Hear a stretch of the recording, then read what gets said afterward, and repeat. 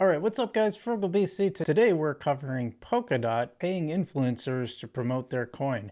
Now this is something that I've talked about before. I've always been sort of doubtful when people say, oh, they're just a paid shill, they're just paid to talk about this coin and you know, bash other coins. I've always been very skeptical because I haven't seen many receipts of that. Unfortunately, now we do have it. Polkadot, or DOT as the coin is called, has been paying quite a bit to influencers to talk about the coin. So we're going to look at that on today's Frugal BC. By the way, guys, if you like this content, please feel free to like and subscribe. As always, you don't have to smash it. Just press it gently. It works just fine that way too. As you know, we are digging into crypto, trying things out, and bringing you the truth about crypto. With science. Also, we are brought to you by Non-Fungible Domains, a service that allows you to take those complicated letters and numbers and turn them into a very simple .algo address. So check out Non-Fungible Domains in the description below. They have they have vaults, they have segments, all kinds of really cool stuff that you can do with it. It's kind of cool to just get stuff sent to your vault, and then you could decide, do I want to take this or don't I? Pretty neat service they got. So check that out below, Non-Fungible Domains, and let's get on with the show here. All right, so this came from someone named TeasNuts11, and it's a chart showing that people have been sharing this around. It's a chart showing how much influencers have been paid and which ones were paid. So we're going to dig into that. Let's take a look here. It says DOT marketing spend coming out at approximately $130,576 per real follower. And what does he mean by that? Let's look at the actual thing here. These are ongoing monthly contracts, monthly spelled wrong here. Contracts $478,500 US per month, and that included deals with Kyle Chase, Samuel Exis, Il Capo, Ted Pillows, X Maximist, Artizor, Ash Crypto, Box Mining, Dubsy, No Brain Flip, That Martini Guy, Crypto Lark, Crypto Banter, Michael Van De Pope, Wrecked Fencer, Satoshi Stacker, and OX Finish. I have to tell you, I haven't heard of most of these people. I saw an interview with Kyle Chase. I thought his stuff sounded kind of interesting, but you know, like I said, I didn't really know a ton about him, so I thought that was interesting. But otherwise, yeah, I didn't even heard of a lot of these people. Kyle's got a pretty big channel. I'm not sure about the other ones, and just for fun, I went through and I looked through Kyle's channel, and you know, he hasn't made a Polkadot video that I can see for a very long time, and we don't know what the terms of the deal were. And I was always really skeptical. People always say, "Oh, they're just a paid shill for this and that," and I'm like, well, I mean, you can make those accusations, but until you have some kind of evidence, I don't see much. So also, there's also community proposal, crypto saving expert, 6627 monthly content plus 6633 for 700, verbo.sama community proposal, and journal do coin proposal trial month. Yeah, I don't know what I really don't understand a lot of what this is. There's not a lot of Bleeker says here on the side here, he says, ironically, an S tier list of who not to follow if you're new to the space. Interesting. Well, I mean, I guess they're S tier. Like I said, I haven't heard of them. I don't even know what tier. I'm probably Z tier, right? I'm pretty small. I do think you should follow me if you're new, because I actually tell you the truth about this stuff. Because one of my biggest frustrations, the whole reason I started doing this channel is I'd get so frustrated with all these videos that would talk about how great this project XYZ was, and then you went to try it and there's like a bunch of stumbling blocks. Half the time the stuff wouldn't even work. Like, you couldn't even get it to work, and I would get so frustrated. So I wanted to make a channel where I actually try things out and do them for real, and that's why I make a lot of content about Algorand, because the Algorand stuff actually works. And I'm critical of Algorand when it doesn't.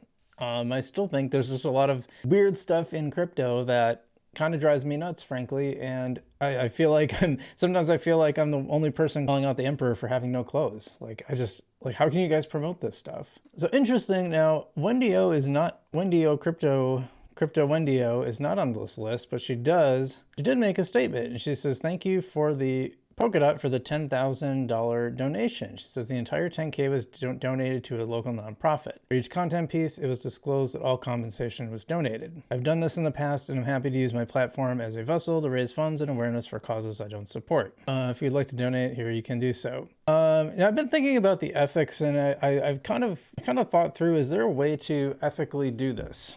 Ethically take money from a blockchain? And I think if you're at least disclosing it, I think that's I think that's legit. Now, I've just had a policy that I'm not going to take any money from any blockchain. I even rejected, or well, I guess I just didn't respond. The Algo Foundation reached out to do a giveaway, and I just didn't even do that. I really believe in independence. Now, and also I want to make clear, because I got accused of this online.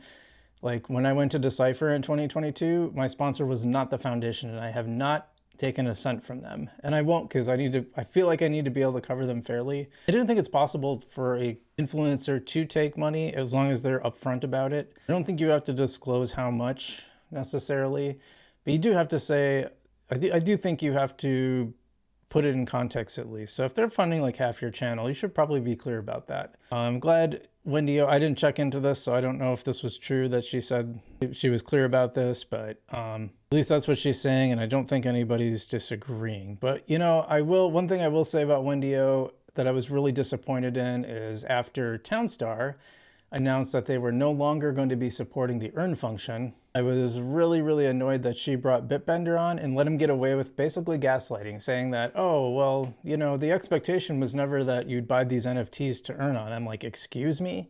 Are you kidding me? The fact, like, you got to be kidding me. How did she not press him on that? There's no way people are spending tens of thousands of dollars of NFTs to basically play Farmville. Give me a break. And it's been a pattern that's continued pretty much through Gala's history. So the fact that she was such a supporter and didn't question him at all, and I mean, you have a chance to stand up for the people, and instead you gaslight, you allow him to gaslight people on your channel. I found that pretty indefensible. But yeah, going back to this, I just want to see if there's more comments that make sense. I've never seen a worse KOL list. Jesus Christ. 5,000 accounts from the same cabal or one person to do multiple scams. So they spent $130,000 to market to me, and I didn't even see any posts till today. I thought Kyle Chase was a VC and not one of the real followers. Oh, Polkadot's bad selection. Oh, by the way, Ben Armstrong had the same criticism. He says, I want to be clear. Recently, I said Dot and ADA are both dead to institutions, which ultimately will lead to their death as legitimate investments. So I don't know about Dot. I don't remember if Dot was named in it, but ADA was named as one of the ghost chains along with Algorand. I think it's actually more true about ADA than Algorand. Algorand just had like record transactions in June, so how that means it's a dead chain is crazy.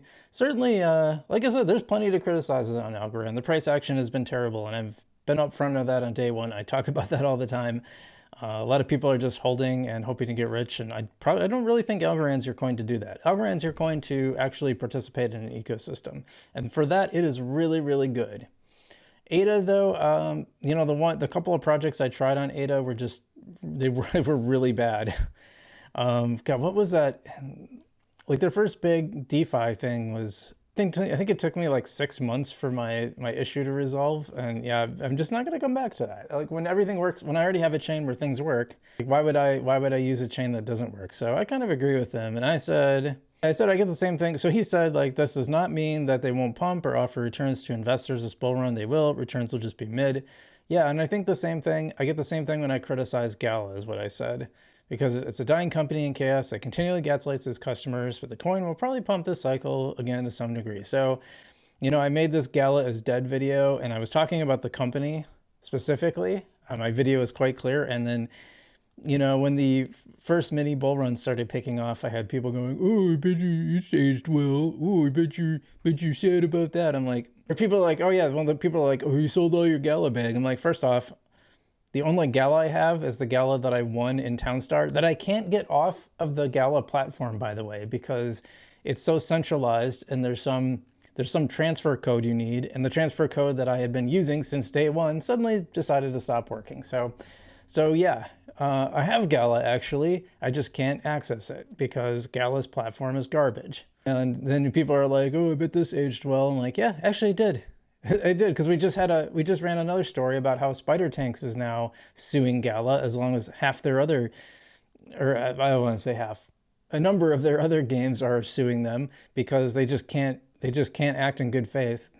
They talk down to their customers. So yeah, I stand by that. Well, you know what? I just really don't have a lot more to say about that. I I think we're going to see more of this. I think a lot of other chains have been throwing around that they're probably doing this. And given the fervency of Solana supporters, I think there's probably a chance that Solana is doing the same. But I never want to say anything for sure until there's evidence. I think it's really important to wait for actual evidence before you make these accusations.